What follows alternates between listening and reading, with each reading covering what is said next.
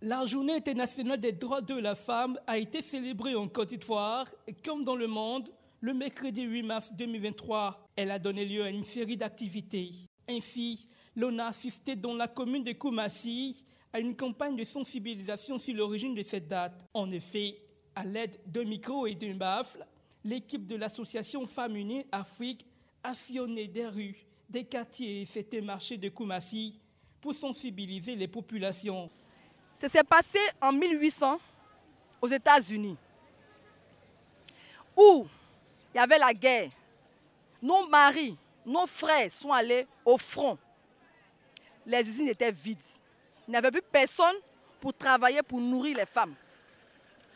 Elles ont appelé leurs sœurs en France, Italie, Allemagne, comme un seul homme. On ne travaille pas parce que vraiment, nos droits sont bafoués. On veut nos droits pouvoir vraiment communiquer ce qu'on veut communiquer. Par exemple, aller en congé de maternité, travailler dans les bureaux comme nos maris.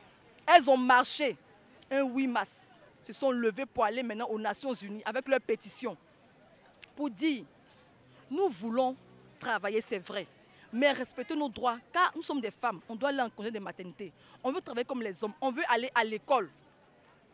Pour l'édition 2023, le thème retenu en Côte d'Ivoire était innovation technique et digitale, levier d'inclusion sociale et économique des femmes en Côte d'Ivoire. Godon Yondi Fernande, sous-directrice chargée du renforcement des capacités de la direction du genre et de l'équité au ministère de la Femme, de la Famille et de l'Enfant. Depuis l'ONU, c'est pareil partout, dans tout le monde, comme je disais tout à l'heure, et chaque pays adapte. Donc ça concerne la Côte d'Ivoire. Les femmes, même si elles ne sont pas allées à l'école, tout le monde a un portable, tout le monde connaît l'ordinateur. Vous savez que la nouvelle technologie, c'est ce qui nous aide. Donc à partir de ça, c'est pour pouvoir emmener les femmes à se promouvoir à partir du digital. Au thème de ces jours de campagne de sensibilisation, certains participants ont réagi au micro de l'Intelligente TV. Puis, les femmes sont émancipées. On a pris notre indépendance. Donc pour cela,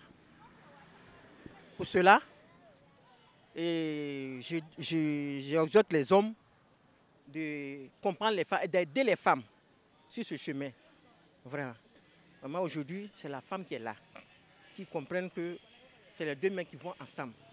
Pour cela, si on se comprend dans le foyer peut aller de l'avant. Il faut que la femme soit aussi autonome, d'une part, dans de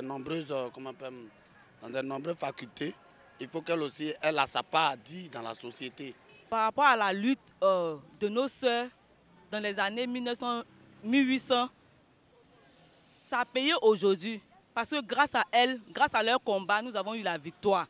Aujourd'hui, nous pouvons travailler. Nous les femmes, nous avons notre mot à dire à la maison. Nous les femmes, nous pouvons travailler dans les bureaux. Nous, on a des congés de maternité. Et puis, grâce à nous aussi, nos maris aussi ont 3 jours de congé. Dans la même veine, il y a eu un tournoi de Maracana 100% femmes qui a réuni 6 équipes. L'équipe de femmes déterminée à battre son adversaire, Femmes Unies Afrique, au tir au but sur un score de 1-0. La directrice des sports de masse et du genre au ministère des Sports, Anno Mariam Touré, a fait savoir que durant le mois de mars, des séries d'activités seront organisées dans certaines communes de la ville d'Abidjan. Aujourd'hui, nous interpellons toutes les femmes, nous les sensibilisons à la pratique du sport. Ça peut être la marche, ça peut être le fitness, ça peut être la natation.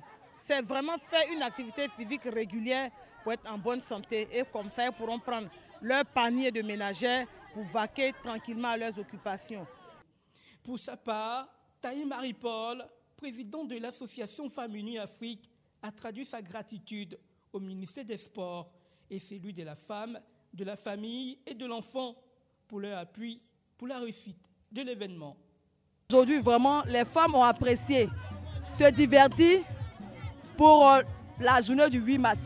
Donc je pense que ces autres initiatives seront vraiment perpétuées dans l'association Femmes Unies Afrique. Parce qu'on sait que les femmes ont besoin de se retrouver, tout du sport. Même si on doit apprendre que vraiment le 8 mars c'est les droits de la femme, mais aussi savoir que aussi le sport c'est la santé. L'équipe vainqueur a reçu un trophée, un jeu de maillot, un ballon et des médailles. La finaliste malheureuse est repartie avec un jeu de maillot.